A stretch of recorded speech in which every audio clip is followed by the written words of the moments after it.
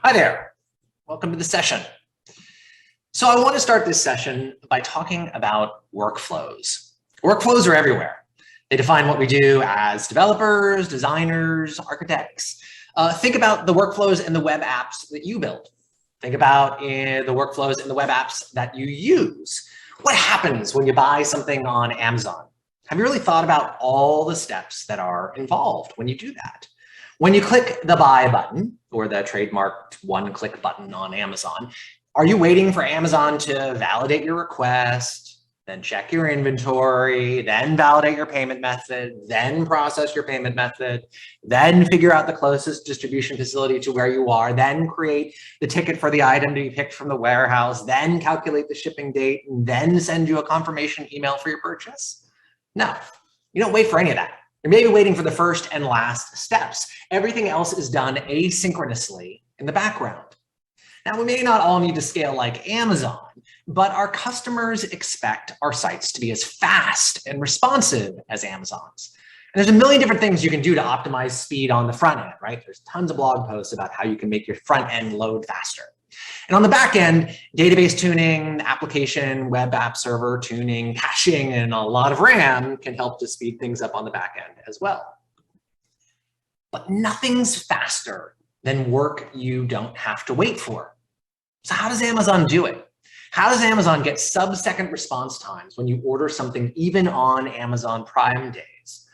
Now, as you might have guessed from the session title, they do a lot of that through queues and pub-sub mechanisms, and streaming data services, and event buses, and billions of dollars, and a lot of incredibly smart people, even on days like today where they're kind of having a bad day.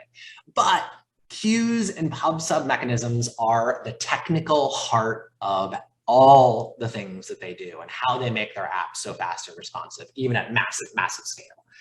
So in this session, I'm going to tell you how queues and pub-sub mechanisms have helped my team build more responsive web apps and even utilize new technologies while still keeping Cold Fusion at the core of our daily work. And later, I'm going to show you a couple real-life examples of how we took existing workflows out of the traditional request response lifecycle for browser requests and handled them asynchronously with both queues and pub-sub mechanisms. Now, I got to be upfront and tell you this session is going to largely focus on architecture. I am going to show some Cold Fusion code because the new cloud functionality of Cold Fusion 2021 makes it really easy to talk to queues and pub-sub services in Amazon Web Services and Microsoft Azure. However, everything you can do, everything I'm going to talk about today in this talk in versions of Cold Fusion all the way back to Cold Fusion 10, if you're running that for some reason, using the AWS Java SDK. But most of this talk is going to be about system architecture and a little bit less about code. But in order to talk about scalable responsive architectures with pub-sub and queue mechanisms, we first have to talk about the foundational way in which systems talk to each other across the web. And that's the request response cycle. So your typical web app or this typical CFML request response cycle works that like a computer or a device sends a request to a server, the server grabs that request, talks to the database or other service systems as needed, and then ultimately sends a response back to the client. That's how websites and mobile apps work, right? But there can be a lot involved when the server talks to a database or a payment processing system or an identity verification service or a report generation system during that cycle. And the question we always have to be asking ourselves to build truly responsive and I would argue scalable systems is, does that server-side work really need to be handled while the customer waits? You know, the ultimate problem with the classic request response cycle is that we've got to wait around for some ill-defined future point when work will be done. We know it's going to get done, we just don't know when. We don't know how long it's going to take, no matter what the process is. And our customers expect our apps to respond instantaneously. They expect the Amazon.com or Google Speed experience, even if we're just building an app for an internal customer group of 10 people. Scale and speed are every developer's problem in every app that's built. Now, if you want to need to do a bunch of complex stuff on the back end, when a customer makes a specific kind of request, like buying items in a shopping cart, we could speed that up with the run async functionality introduced back in Cold Fusion 2018. Run async in Cold Fusion 2018 lets us split the work off the main request thread in that request response cycle so we could theoretically quickly return a response to our customers. Now, run async returns a Java future object when you invoke it. And a future is just like a promise in JavaScript, where the result of an operation can be provided sometime in the future, so we can actually track when the work is done and handle results when they come back, if it's something that we need to do. And with run async, you can, as the name implies, run things in an asynchronous sequence, just like promises in JavaScript, right? And we could break this apart, the shopping cart processing code, into things that need to be done for the client in the first section versus things that need to be done for the warehouse to make the overall response time shorter for the client. So that might be an improvement in responsiveness, right? Very little gets done before the client gets their response, and a lot more gets done asynchronously in the background. But that's the happy path where nothing goes wrong. What if something goes wrong? What about error handling? Retries on failures, or throttling by your payment provider or fulfillment center? What if our payment processor goes down? What if our PDF report generation service gets overwhelmed, right? What if you suddenly get new business requirements around auditing or switching service providers? You're responsible for building all of this code and sometimes the physical infrastructure for every new business requirement. And that's a lot of repetitive work to include all of this in all those requirements. And you wind up building in a ton of error handling, retry, and tracking code into your apps to make sure you can handle all the possible failure scenarios, right?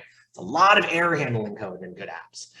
But when I was building this presentation, I was going to say that linear linked flow encourages monoliths, but I don't necessarily think monoliths are bad things. You don't have to have a million microservices to have a system that breaks out of the request response cycle. You can do it with a core monolithic core base. I know that people are like, no, you have to be running Kubernetes and all these microservices all over. You don't know. You don't have to do that. We do it every day on my team at Johns Hopkins. But by adapting the architectures that I'm talking about today, we get something that's a lot more robust and flexible, even if it's talking to a core monolith. So, it doesn't have to be brittle and just because it's a monolith. You can use pub sub mechanisms and queues to improve its resiliency and responsiveness. But linear linked flow definitely blocks your ability to scale, because while your servers wait, your customers wait. Your servers have to wait for every request to finish processing up free resources in Cold Fusion, Java threads in Cold Fusion, really before they can do anything else, right? It has to finish the work before it can move on to something else. And this might not be a problem for a light marketing site, but if you have reporting functionality mixed in with the rest of your app, you could easily use up all your resources available to your servers building those reports while other user requests wait for those reports to be built and for resources to become available. I mean, ask yourself, what would happen to my system, my app, if it suddenly got 50 reporting requests at the exact same time? What would happen? What would happen to your server or servers, depending on how you have things set up? Would everything come to a screeching halt because it takes a long time to generate those reports? A lot of systems can't handle that seemingly simple requirement because reports in particular can be really complex and resource intensive to produce. So if linear linked flow encourages brittle architectures and prevents our ability to scale beyond maybe 20 or 50 requests a second, what's the alternative? The answer for a lot of people is event-driven architecture. This is a style of building applications and systems that's been around for well over 4 decades, longer now, and finds its roots in the user interfaces of operating systems like Mac OS and Windows. And basically, event-driven architecture means that something happens and code responds. It's really quite simple. You don't have to have scheduled tasks listening on a set schedule, though technically that would be an event, the scheduled task firing off. You don't have endless open loops waiting for new data to come in. You have systems that broadcast an event and systems that listen for events and take actions based on the data that's included in those events. And a simple example of event-driven architecture you're probably familiar with is a database trigger, right? So you have a CRUD operation and then more SQL-based executes based on that operation.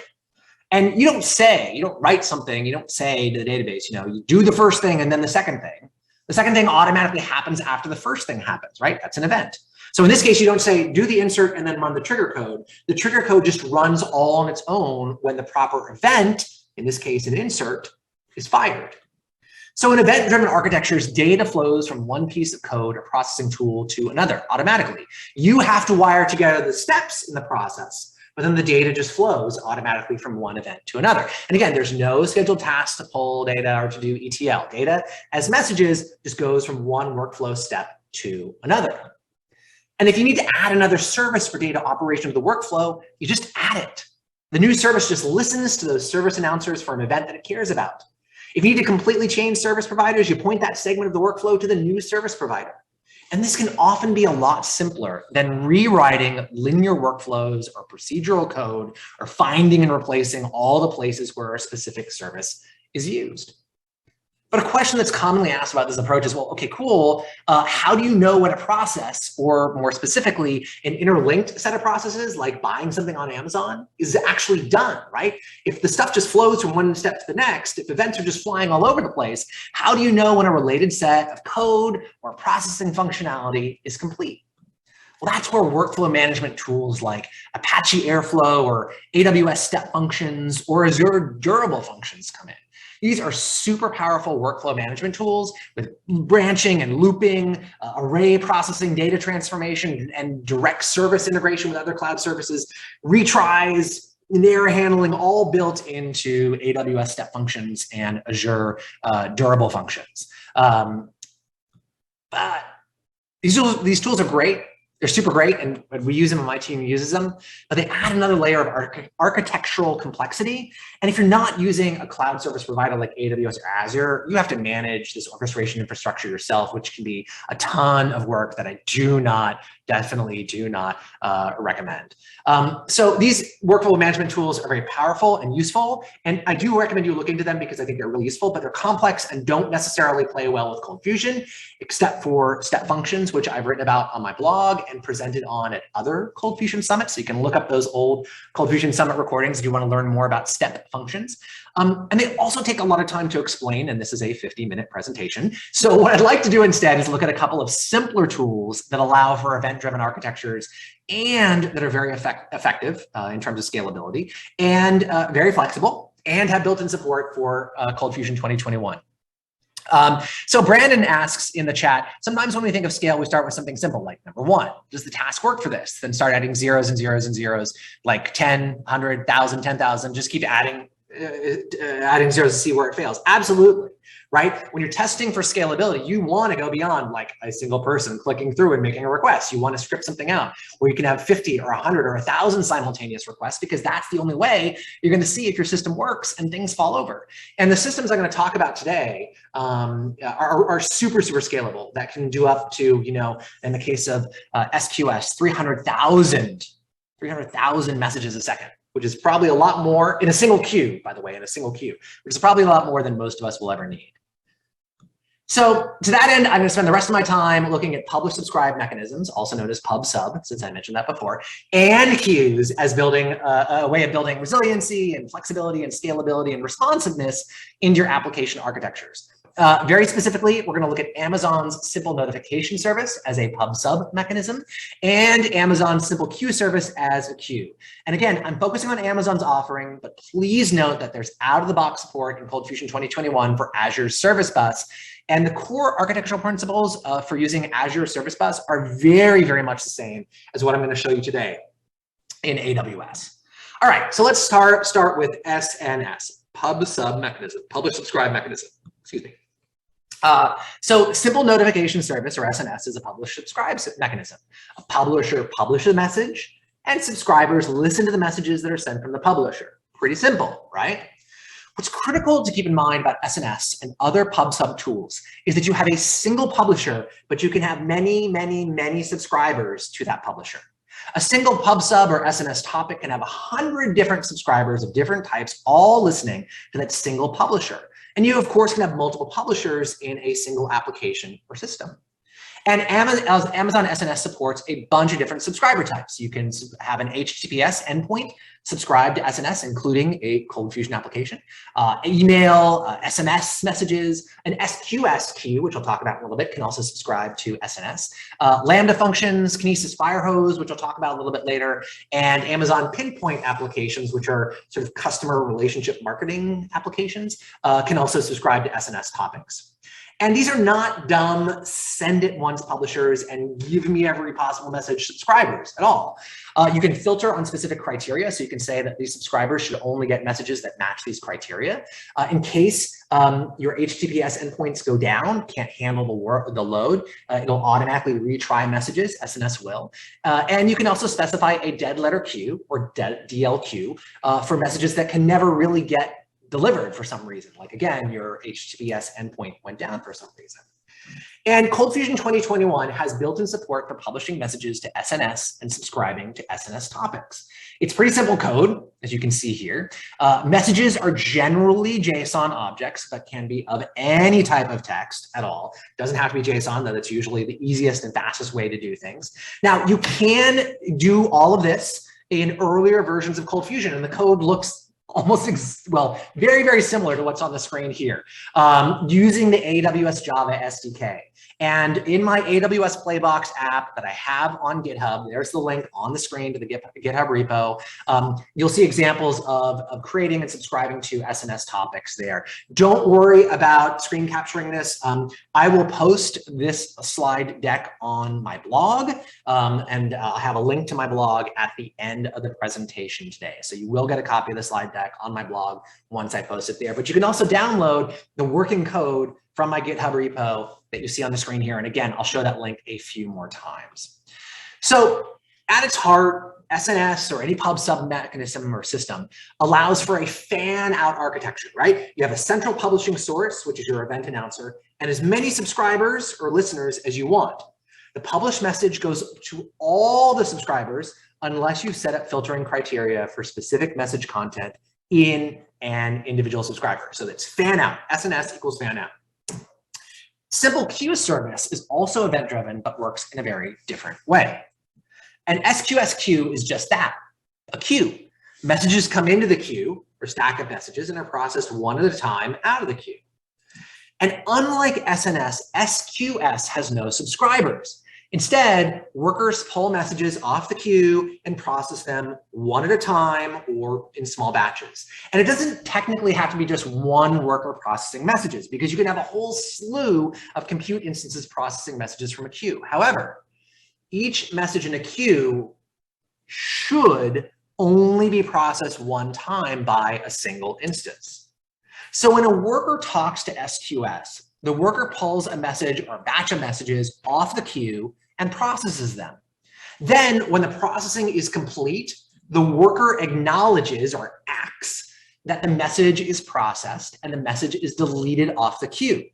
If there's a failure to acknowledge the message has been processed, the message stays in the queue so that it's not lost.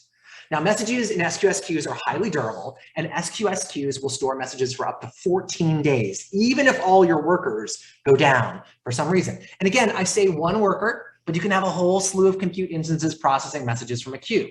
However, each message should only be processed one time by a single instance. Otherwise, you can have the same message, a credit card charge, for example, get processed multiple times. And remember, messages are just pieces of text like JSON that give the worker the data that they need to do to process that message. Workers are like functions, you can think of it that way. And messages are like the variables that go into a function call in ColdFusion. So SNS queues, like SNS topics, aren't dumb in-out mechanisms. You can perform content-based deduplication in some SQS queues. So you can say, if the content's exactly the same as one I saw in the last 10 minutes, don't process that thing again. You can retry messages in case of failed processing. It does that automatically. And again, you can specify a dead letter queue in case there are completely failed messages, so you aren't losing something. Now, it's important to note that by default, SQS queues do not guarantee the order of message processing. The first message in may not be the first message out. This is just how it works in distributed queue systems. Now, this doesn't matter in a lot of cases, but if you're using a queue to process messages in a specific order, this will be a problem. And even more importantly, SQS queues guarantee at least once delivery. This means it's possible that a message might be delivered to a worker more than one time. This is bad if you're doing something like payment processing with an SQS queue, right? So there are two basic ways to handle this issue. The first one is to make your processing code idempotent. This means that your code has the same result every single time it's processed, or ensures that the same message only gets processed one time. Now, in an AWS-based solution, that's usually done by storing the Amazon request ID of that message in a DynamoDB table with a very short time to live. Then each time a message is processed in a worker, you check for that same Amazon request ID in the DynamoDB table. If it's there, you don't process that message again. You discard it. You're like, we're done. We're not using this again. Now, if it's not in the DynamoDB table, you process the message, and then at the end of that process, you put the Amazon request ID in the DynamoDB table so it's not processed again. And again, you want to use a short time to live value on the DynamoDB records so they're automatically deleted from the DynamoDB table after a set period of time, so you don't have to worry about that process. The second option is to use FIFO queues, first in, first out queues. First, FIFO queues in SQS guarantee exactly once delivery. You aren't required to make your code idempotent either, even though that's generally a good idea. But a lot of people didn't use FIFO SQS queues in the past because they used to be limited to 100 messages per second. But just recently, Amazon changed things so that FIFO queues can operate on up to 300 messages per second or 3,000 messages per second if you batch them in groups of 10. But ask yourself, honestly, does a single queue for a single purpose in my application need to handle more than 300 messages a second? Are you really getting that many messages per second? At the scale that many of us work at, probably not, right? If it needs to handle more than 300 messages per second, you're going to need to use a standard SQS queue, which can handle up to 120,000 messages per second in a single queue, and you're going to need to handle idempotency in your worker code. For the rest of us, though, FIFO queues should work just fine and ultimately reduce the amount of work we have to do with every message. And again, ColdFusion 2021 has built-in support for publishing messages to SQS queues. And this code works exactly the same whether using SQS or Azure Service Bus. It's one of the nice ways in which CF 2021 handles cloud service integration. Very, very handy. Again, if you're using an earlier version of ColdFusion, you can use the AWS Java SDK and do the exact same thing. The code looks really, really similar. Again, in my AWS Playbox app on GitHub, there are examples of using and talking with and pulling messages from SQS, publishing and pulling messages from SQS in that Playbox app. So when you process an SQS message in ColdFusion, you not only have to receive that message from the queue, you also have to tell the queue to delete the message once it's been successfully processed. That's that acknowledgement or act step that I was talking about earlier. If you don't do this, the message will remain in the queue until such time as it expires, and then will probably get processed again, which you likely don't want to happen. You do that with just saying a simple delete message, and it gets deleted out of the queue, and you're good to go. So that's SQS. But when do you use SNS and when do you use SQS? Which one is better? Well, neither is better. They both serve different purposes, and let's look at some of those differences. But actually, let's start with something that they both have in common. The maximum message size. It doesn't seem like a lot, right? 256 kilobits. You can fit a lot of text into that 256 kilobits, though. You're going to have to use, you're going to have mostly smallish messages that tell your worker code or downstream service what they need to do. If you need larger messages, you would store large messages in Amazon S3 or simple storage service, and then include a pointer to the file in S3 in the body of the SNS or SQS message itself. But mostly, they're pretty small messages. Now, when it comes to message persistence, SNS sends messages out immediately. As fast as messages can come in, they're sent out to subscribers. But although I think the rate limit on SNS is 300,000 messages a second. It's a lot of messages. Now, SQS, on the other hand, holds onto that message until a worker acknowledges that the message was processed or it's been 14 days, which is the maximum timeout for messages in a SQS queue. When it comes to message ordering, SNS, first message in is the first message out. By default SQS queues, that setup doesn't preserve message order, but FIFO or first in, first out queues do.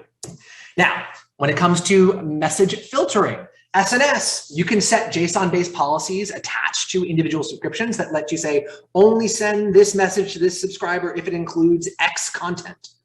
SQS, that used to be a no. And then just last week, at the start of reInvent, Amazon's, or I should say AWS's annual developer conference, AWS announced that SNS and SQS can perform message filtering on messages with up to 5 different filter criteria, the same way that you do with SNS. Now you can also do this the old-fashioned way and put an SNS topic in front of an SQS queue, and then use that SNS topic to filter messages to that queue subscriber only. That is another way of doing things. And this is a really common pattern in robust, scalable, and resilient architectures. Put SNS topic in front of an SQS queue. You can do this so specific queues only get specific messages through SNS subscription filtering. Most often, though, this is done to throttle the speed of messages coming from an SNS topic. Remember, SNS does not wait at all to send out messages. If it's sending 1,000 messages a second to a Cold Fusion HTTPS endpoint, it could very likely easily overwhelm that Cold Fusion cluster or server. So instead, you want to have an SQS queue subscribe to the SNS topic, and then limit the number of messages per second that can be retrieved from that SQS queue. And you can set up that limitation when you create the queue, and this prevents any downstream services or endpoints from being totally overwhelmed. And then Gilbert wants to know, I take it that the CF pub sub model can function with JMS services like ActiveMQ or RabbitMQ. Absolutely. You absolutely can do that. There just isn't built-in support in Cold Fusion 2021 necessarily for that, Gilbert. But if you load up the jars, the Java jars for ActiveMQ or RabbitMQ, you can absolutely subscribe to those tools in the exact same way, because they both support both topics and queues in Active and RabbitMQ. So yeah, you definitely can do that. So to recap, SNS, remember, fan out to multiple recipients. SQS, queue up work being done by processors. That's what it is. So together, SNS and SQS allow you to scale and parallelize work safely and durably. And SQS and SNS work together. They serve different core purposes, but are commonly found in asynchronous behind-the-scene workflows where our customers don't have to wait. By properly configuring SNS topics and SQS queues that listen to them, you avoid overwhelming your Cold Fusion server with lots of small requests and enable a more robust and reliable customer experience. So how does this actually work in the real world, right? Now, in your code, maybe some examples. All right, so I don't have time to show you how to build out a complex workflow like purchasing and order fulfillment, but I will show you 2 brief examples. The first one I want to show you is handling tasks that might otherwise overwhelm your Cold Fusion servers or violate resource constraints in your Cold Fusion applications. That's what I want to start with. It's pretty straightforward. So let's say you have a tool that lets you send email messages built into your Cold Fusion app, right? CF Mail makes it really easy to send email from your Cold Fusion apps. So sending a 10 or 50 or 100 messages isn't a problem. But what if you need to send messages to 15,000 recipients? Now, if you're not using a service like Mailgun or SendGrid, which you probably should, you could easily violate your mail gateway's policy on sending email. So for example, in my work at Johns Hopkins, we have a maximum send of 1,000 messages an hour. And we, on an average day, will send about 17,000 messages throughout mostly the workday. So we got to queue things up, right? We can't send tons of messages all at once because we don't want things to fall apart and violate our terms of service with our provider. So you also then have to ask yourself, how long does it take to generate a single email? What if there's a high degree of personalization in the content of each message? What if you have to include customized PDF reports with every message? Will your Cold Fusion server be able to handle the generation of all these messages in a single request without timing out or running out of resources? And what if there's an error in generating or sending one of those 15,000 emails? Do you know exactly where in the list of 15,000 recipients things went wrong or broke? You could keep track of sending all the individual messages in a database, but that only adds the overhead your email task is already going to struggle to complete. So the solution to this, and pretty much any long-running task with variable numbers of input and execution time, is to use a SQS queue. You don't have to worry about overwhelming a single task with too many inputs. You don't have to keep track of what's been done or not been done in a database. You just put individual actions into a queue, then pull them off that queue one at a time and do the necessary work. So here's how this works. Your Cold Fusion application sends a message to an SQS queue with the details of what needs to be done. This would include like the user ID of the recipient and any other data your Cold Fusion app will need to complete its task for this one message. So once the message is stored in SQS, it sits there until it's processed or up to 14 days, which again is the max storage time for an SQS message. And then you set up a scheduled task or something else in Cold Fusion that runs at a predefined interval. That scheduled task pulls one message at a time, or even a small batch of messages out of the SQS queue and processes that message. And again, Cold Fusion 2021 makes it really easy to do this work. You just pull the message off the queue using the receive message function, do the work you need to do, and then delete the message off the SQS queue when all the work is done. This is a critical step. If you don't delete the message, it's going to get processed again and again. This is not a bad architectural design decision on the part of SQS. SQS is a durable queue, so that even if something goes wrong on the worker end, even if your scheduled task fails for some reason, the individual message being processed doesn't get deleted off the queue and you haven't lost anything. So once you fix that bug or the issue is otherwise resolved, that message can get processed again and everything is good. Now, I want to get back to the issue of time and timing again, because it's really important in the context of this kind of workflow. You need to balance the scheduling of the scheduled task with the amount of time it takes to process an individual message. You don't want to pull an endless amount of messages from SQS in a single scheduled task execution, because that's no better and just more complicated than trying to do everything in a single Cold Fusion request. So you could do load testing and some fancy math to determine the average execution time of processing a single message. But what if there's other variable work happening on that same server? It's hard to guarantee. A lot of times we do multiple things on servers at the exact same time, right? It's hard to know the average execution time when that same server might occasionally run heavy report generation because of an on-demand reporting request, right? This is the reality of running servers in complex applications. So what my team has found to work really well is an approach that builds in accounting for variability. And you do that with a simple do while loop. By using Cold Fusion's get tick count method, we can adjust on the fly to ensure that all messages in that execution can be processed without exhausting our available Cold Fusion resources or exceeding the maximum timeout on a single request, or exhaust our Cold Fusion servers by having a single request that runs for 20 minutes, right? That's a bad thing. So the remaining time value you start with should be just under the amount of time between scheduled task executions, so you can better handle any required overhead, like setting up connections or variability in executions. And remember, even if a single execution gets timed out, the message that's last being processed is not deleted off the SQS queue until your code explicitly tells SQS to delete that message. So if an individual message isn't done processing and the time tasks or errors out, the SQS message still exists and then can get processed at a later time. And this setup works really well for any processing intensive task that can be done asynchronously, or where you need to throttle the number of times that items get processed at any one time. We use SQS queues all over our core applications, and they make our work on our Cold Fusion servers more reliable and more resilient to failure. It's a really great pattern, easy to implement. If you're looking to get started with SQS or SNS, this is the place. This is the pattern to try out and get started with. It works very well. Okay, so the second example I want to show you is comparatively a lot more complex and handles something that we all deal with on a regular basis. And that's handling logging data for internal auditing and notifications, right? So how many of you have stored logging data in a database? Don't be shy, we've all done it. We still do it. Our team still does it sometimes. It's easy to do, right? It's easy to just add another query in your Cold Fusion app and you put logging or auditing data in a database. That makes it really easy to both centralize and query, right? Just write SQL code and SQL statement, you can query your logging. It's super easy. But this is another example of that old adage about when all you have is a hammer, everything looks like a nail.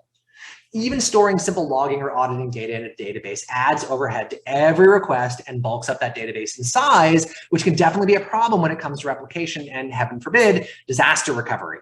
That data sits in the database and it grows and grows and grows when that data is often actually rarely needed, and even more rarely needed days or weeks after the initial event. So wouldn't it make more sense to put this data in a persistent data store in a fire and forget it way that didn't unnecessarily utilize database resources or hold up the request response cycle with our customers? And what if you could query that data on the rare times you needed to do that via language as familiar as SQL? And what if you could do all this with only a few lines of Cold Fusion code? What if you could scale this to hundreds or thousands of writes per second? Could the same database that powers the rest of your app handle that scale? Well, that's what I want to show you in the next couple of minutes. So let's take a look at the architecture for this solution. It may seem like a lot, but I'll go through everything to make sure you understand how it works. So to start off, we make a call from our ColdFusion application to send a message to an SNS topic in AWS. So instead of writing or logging or auditing data to a database, we're going to put that relatively unused data into a durable, incredibly cheap storage where we might need to access it a couple of times a year. And remember, this is really easy to do with ColdFusion 2021's built-in support for simple notification service. Again, you can also do this in earlier versions of ColdFusion, all the way back to ColdFusion 10. You can check out my AWS Playbox sample app on GitHub for code that shows you how to connect to and send messages to SNS via the AWS Java SDK and ColdFusion. So why are we sending the message to an SNS topic instead of an SQS queue if all we're really interested in doing is storing the auditing or logging data? Well, the reason here is flexibility. Remember that SNS topics can send messages to multiple subscribers. SQS queues can only have each message pulled by one worker or worker cluster. If I want to do more of this data than just store it, I want to use SNS because it allows me flexibility. And in this example, I did actually want to do more with the data than just store it. But let's get back to that main use case, storing the data.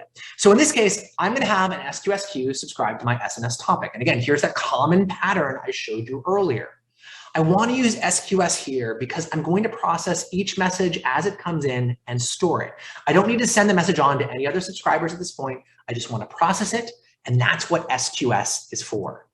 So the worker for this SQS queue is an AWS Lambda serverless function. And I could write that serverless function in Node or Python or even ColdFusion now. The whole purpose of this serverless function, it's kind of absurd, is to add a new line to the end of each message. That's all. It's kind of dumb, right? Well, why do I need to do that?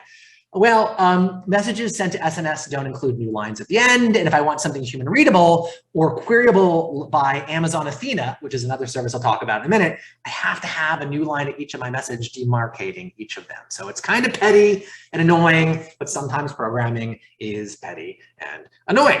So once we add the new line to the JSON message that's coming in, the Lambda function sends that message on to another service called Kinesis Data Firehose. So Kinesis Data Firehose is a streaming data service whose whole job is to take in data and then write that data to Amazon S3 or simple storage service for permanent storage. So why would I use another AWS service to do this work instead of just writing the message to S3 from the Lambda function? Well, because Kinesis Data Firehose automatically handles all sorts of scenarios I'd have to otherwise handle myself in the code that I write. So Kinesis Data Firehose is a very high capacity, highly redundant delivery service that's used every second of every day by Amazon itself to ingest all, and I mean all the customer interaction data on Amazon.com. Any click, any scroll, any mouse over, all that stuff goes in through Kinesis Data Firehose for analytics. And so what worked really well for me is that I didn't have to worry about failures and retries between the Lambda function and Firehose. That was all managed behind the scenes. I didn't have to worry about any failed writes to S3 because that was all managed behind the scenes. I didn't have to worry about making millions of tiny little JSON files in S3 because Firehose batches things together and writes files of the size of my choosing into S3. It does a ton of work and it does it in the most reliable fashion, so I don't have to do that, right? So Kinesis Firehose takes my transform messages, batches them up, and writes them to S3 every minute. I now have permanent storage of my logging or auditing data that isn't collecting in and ballooning the size of my database. I can send every single piece of logging or auditing data from all of my ColdFusion instances to this one service, and it aggregates everything for me. And I didn't have to set up a single server to do any of this at all. But what if I need to query the data once it's in S3? That's why I put it in the database in the first place, right? I want to be able to query this once in a while because someone asked me to check something, so I got to do that. So to make it easy to search through for those rare times I actually have to search through logging or auditing data, what do? I can't query a bunch of text files in S3, can you? Well, actually you can. And that's where Amazon Athena comes in. Athena is this really cool service that lets you run SQL queries against structured data stored in S3. It's not a database or a database system. It's a SQL query engine for structured data with no servers for you to manage or maintain. It's perfect really for searching through things like logging or auditing data when you don't need to do this a whole lot. And I say a whole lot because Athena's pricing is based on the amount of data you search in every query. It's $5 for every terabyte scanned. So it's not great if you're searching across terabytes of data multiple times a day, or maybe it is depending on your organization and your budget, but for ours, it's not so great for searching through huge amounts of data. But it's super cheap for the occasional ad hoc query against logs though. And I also want to highlight, if you're thinking about using Amazon Athena, I just want to really quickly mention, store your data in Parquet format. So Parquet format is a highly compressed format that Athena can read, and it really brings down the cost of your queries over storing data in plain uncompressed JSON or CSV formats. And Kinesis Firehose can write to S3 using the Parquet format automatically. So there's nothing else you have to do, no more code to write, and no extra charge for that, while at the same time, it's reducing your query costs in Athena. Very handy. Parquet is good. So now we can store all of our logging and auditing data in S3 and query it whenever we need to. But what if we need to run some aggregations on our incoming data? I'm not talking about performance metrics that you can see in the Cold Fusion application performance monitor or geographic usage analytics like you get from Google Analytics. I'm talking about aggregations on things not easily seen by external services. What if you want to know how often specific features are being used in your app? Is that new reporting system really getting traction? What features or even functions are being more used and what are less used? So since we're already sending all of our logging and auditing data to this main SNS topic, we can just add another SQS queue as a subscriber to handle the same data, but in a different way. There's no additional code to write. There's no separate scheduled task you have to do this. You just add a new SQS queue as a subscriber to our main SNS topic. All the messages coming into the SNS topic go to both SQS queues or any number of other subscribers that you have set up. So a copy of the second message goes to our second SQS queue, which is configured to send all the messages onto another different Lambda function that performs aggregations on the data. And the Lambda function processes the incoming data and writes updated use counts for our new reporting service or whatever it is to a DynamoDB table. And I know that we have, I mentioned before, DynamoDB is Amazon's blazingly fast NoSQL, or more specifically, key value data store. So we pay nothing when data isn't coming in, right? Our developers or product managers can look at the data in the table and see what functionality is actually being used to better determine where to make improvements in our system. And all of this whole system with multiple ways of processing information took no servers to manage and minimal time and infrastructure code to set up. And I know this because it's the exact infrastructure my team uses right now to store logging and auditing data for our main apps instead of in our database. Now you're might be thinking that's a lot of stuff in AWS. It's got to be expensive, but not really. The system processes about 40 million messages a month coming through SNS, going through different SQS queues and Lambda and Kinesis Firehose, and is written to S3 or DynamoDB, and we occasionally query it in Athena, and it costs us about $30 a month for everything. And no servers or maintenance to worry about infrastructure on our part. And it's a great opportunity for my team to learn new services in AWS in a relatively risk-free way. As a manager, I love this because we're not impacting our main Cold Fusion application, and there's a lot of learning going on by my team for very little cost. And one of the really great things about building cloud-based workflows like this is that the service providers like Amazon keep dropping costs and improving services. And just after the first version of this architecture launched, Amazon introduced the ability for Kinesis Firehose to subscribe to an SNS topic directly. So this allowed us to eliminate an SQS queue and a Lambda function and their associated monthly costs, with not only made our architecture cheaper, but simpler. And that's a pretty good thing. And because you're working with a cloud service provider for this infrastructure, you can experiment to your heart or your budget's content. You don't have to worry about blowing up production when trying out these new kinds of architecture. You can keep your existing right to the local database code and then add in right to the SNS and SQS system to make sure everything works as expected. And once you're confident in this new setup, you can remove the right to the local database code. There's other patterns that allow similar safe experimentation, like the strangler pattern, which you can Google, or feature flags, which Ben Nadell talked about at the CF Summit earlier this year. So you don't have to worry that experimenting with these new services and architectures will cause you massive pain. So I hope you'll take what you learned today about queues and pub sub mechanisms and how easy it is to talk them in Cold Fusion, and start building asynchronous workflows that will make your apps more scalable and resilient. Remember, if it doesn't have to be done while the customer waits, don't make them wait.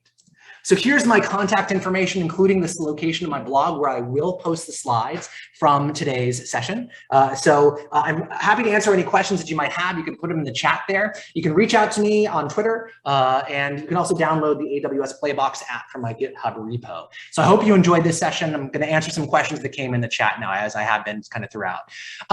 So Brandon asked, do you like to flag records as being delivered, done, or just delete the records? So if you're using SQS queues, Brandon, you just want to delete them straight out. You really do.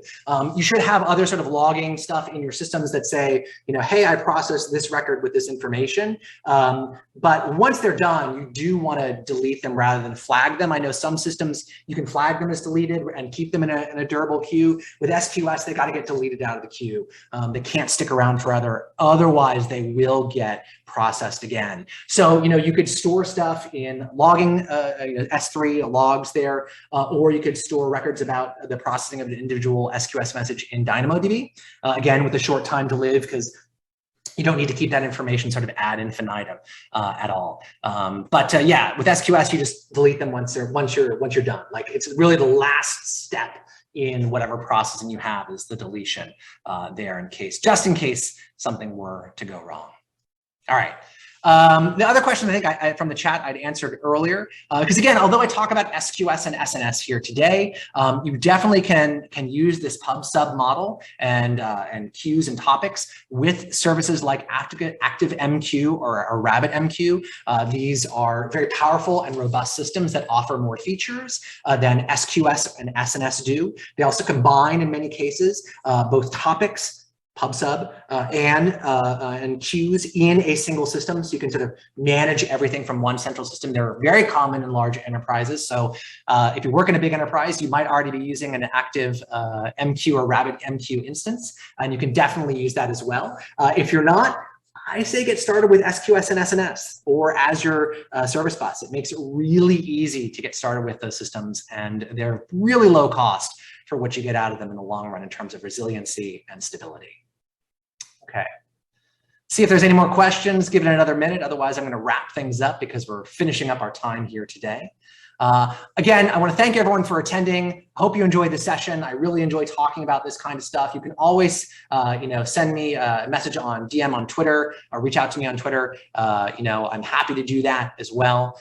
Brian wants to know, how do you prefer handle events generated by S3, such as when an object has been added or deleted? That's a great question, Brian. So for those events, you now have a couple of options. You can either have a Lambda function that listens to an entire bucket in S3. It has to listen to the entire bucket. You can say, okay, there's like been a deletion, and let the Lambda function process that deletion in some way. Just recently, AWS added in the ability to have S3 file notifications, meaning add, delete, modify, be sent to another service called AWS Event Bus. An event bus is, again, it's like a pub/sub mechanism, only a little more fancy and I think generally better in some ways than SNS. It's less dumb than SNS topic. And with Event Bus, you can send it on to any number. There's it integrates with 30 different services in AWS. You can send it to HTTPS endpoints. You can replay messages in real time to see what happened when they get played back. So those are your two options there. And from Event Bus or from the Lambda function, you could then write to an SQS queue and then process data as needed when files get dropped into a bucket or get deleted out of a bucket in S3. Hopefully that answers your question. If you want to follow up with more, I'd be happy to answer that offline. So I do need to wrap up. We're out of time. Thank you all for attending. Really appreciate it. Go use AWS SQS SNS in spite of their small outage or not so small outage today. Still awesome tools. And I hope you have a great rest of your day. Thanks a lot.